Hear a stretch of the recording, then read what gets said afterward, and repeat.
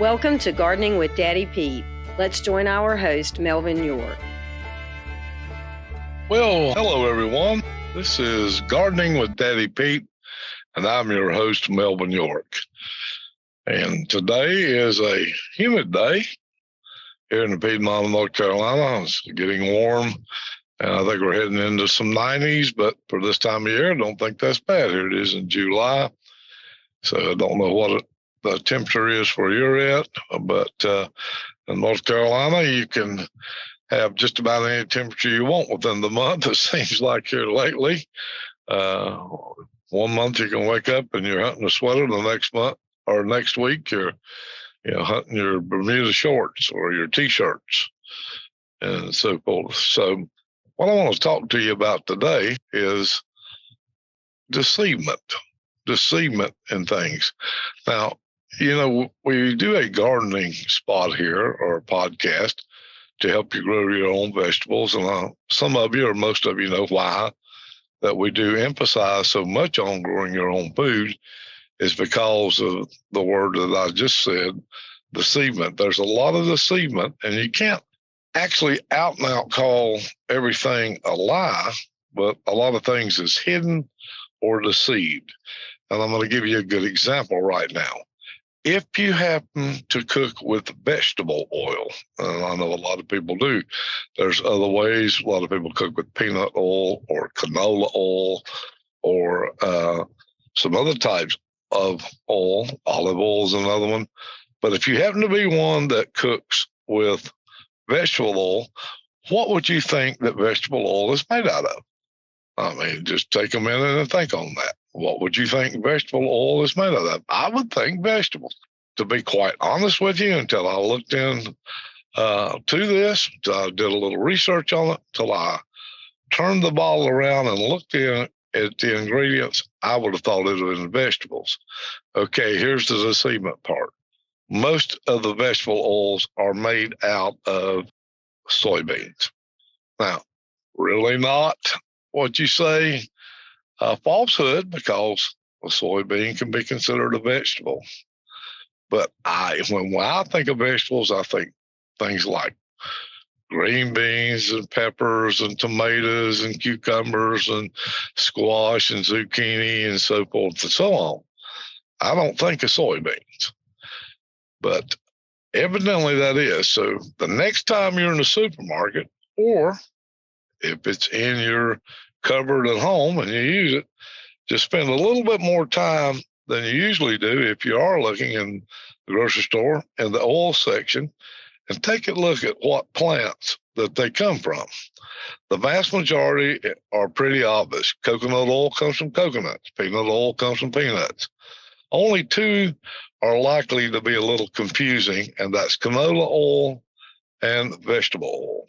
Canola oil actually comes from the rapeseed plant. If you've never seen the rapeseed plant, it looks a whole lot like it's growing like a turnip green or like a mustard green. Not as big as kale.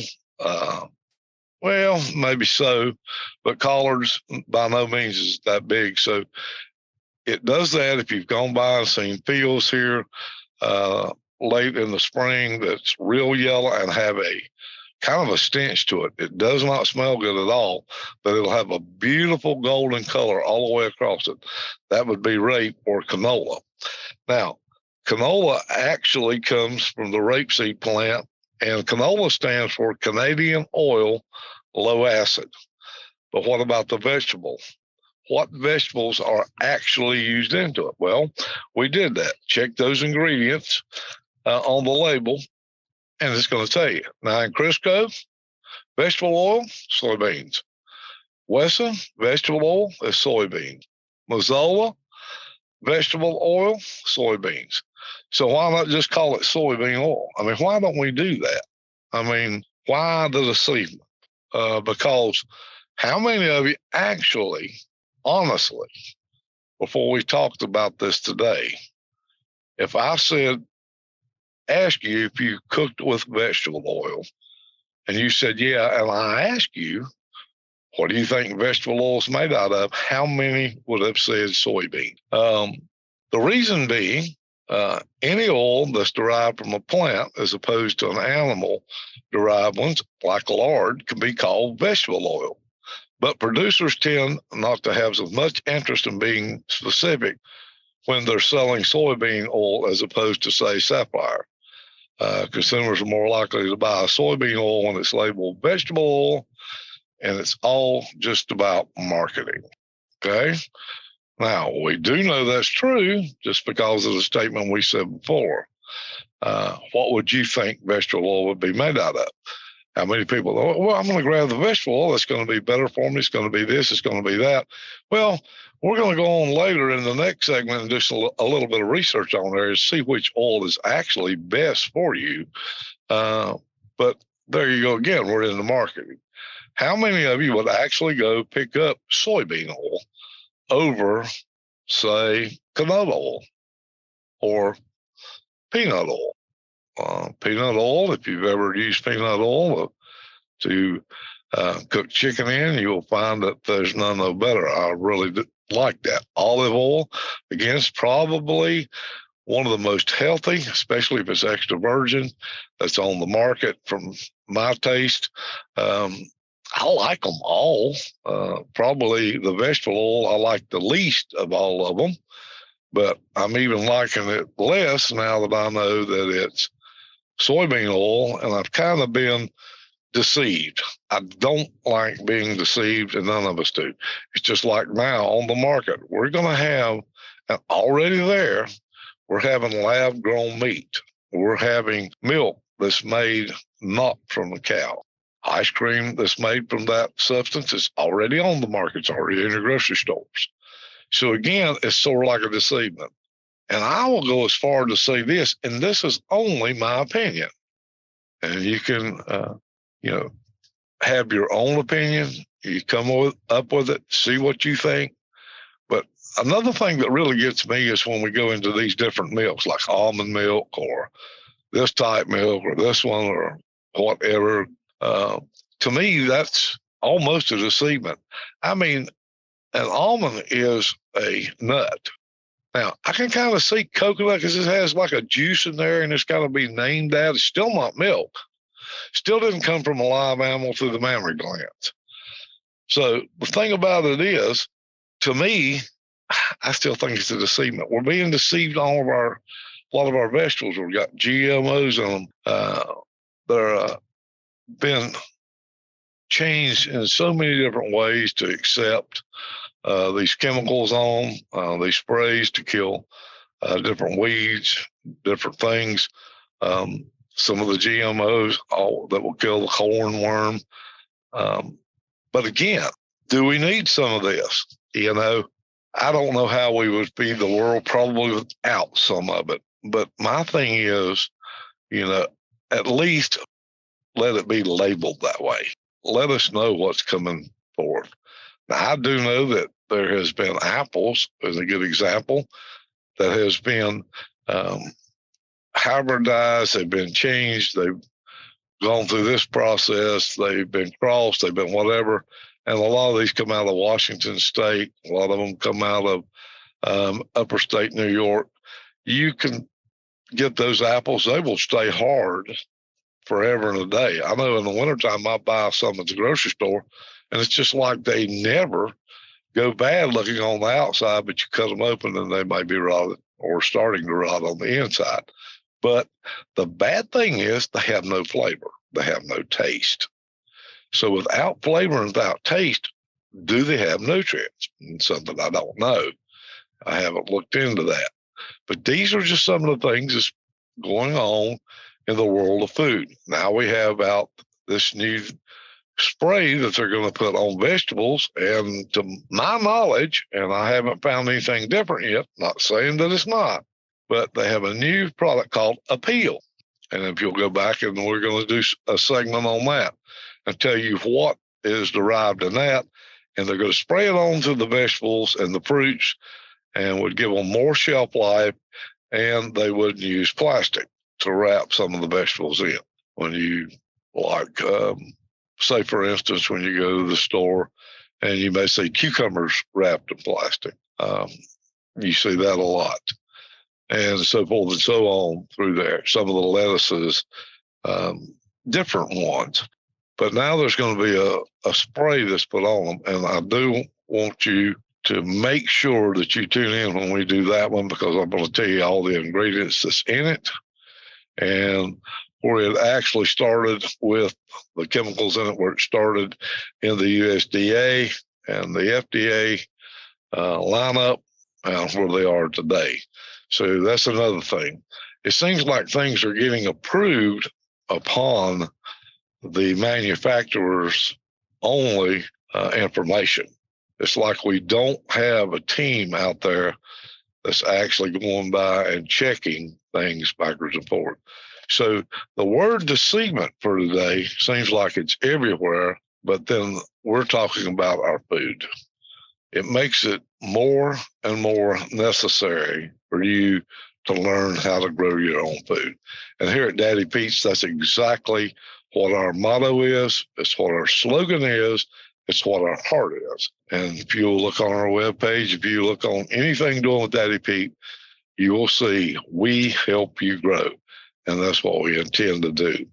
Now, we do these podcasts to keep you informed on what's going on. You can go to our website. We do archive these podcasts, and it's just as simple as going to www.daddypetes.com and go on the page, click on the podcast. Also, if you've got a question, maybe you'd like to make a comment on what we're talking about, maybe you have some more information you'd like to share with me, I would love to hear from you. You can actually do that there on the web page. Also, there's a place there for questions and comments. We do read them. They will get answered. I promise you that. I do answer them. I'm going to do something, go another step further.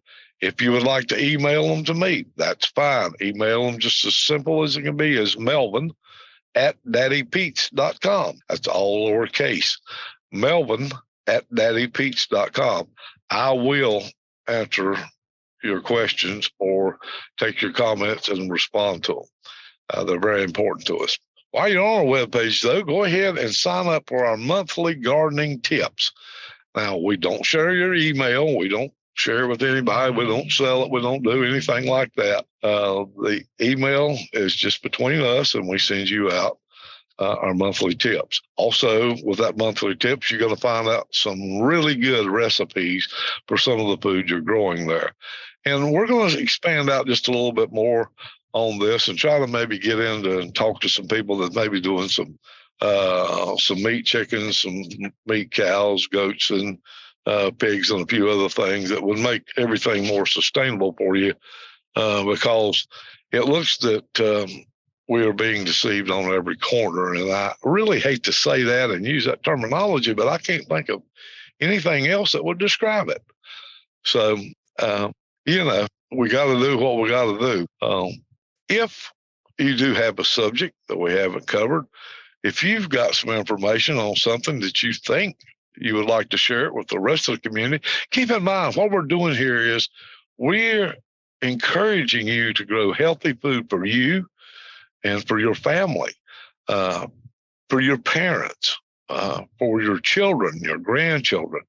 I was lucky enough for my grandchildren, and the last two loved green beans, and they hit about the time. So my daughter-in-law, which is very thrifty to start with, that year, my whole crop of green beans, she fixed them and froze them into baby food in the cubes and would feed him so often. And he still to this day loves green beans, but that was part of his diet. It got to be something that we grew. We knew it was organic. We knew it was healthy. We knew that it wasn't GMO. We do save our seeds ourselves, so we tend to stay away from hybrids unless I buy plants. I know I'm going to use them 1 year, but I like to stay with our seeds that will produce year after open pollinated seeds. So, keep that in mind. That's what you're looking for when you buy them. You need to be saving your seeds. Every year we're losing varieties, and one thing that I do is I like to grow them, save some seeds, share them with some of my friends, and if I can share them as far away from where I live as possible, I do. That way you can always keep one species of plants that we know that is an open pollinated variety going on from generation to generation. So make sure that you consider that also.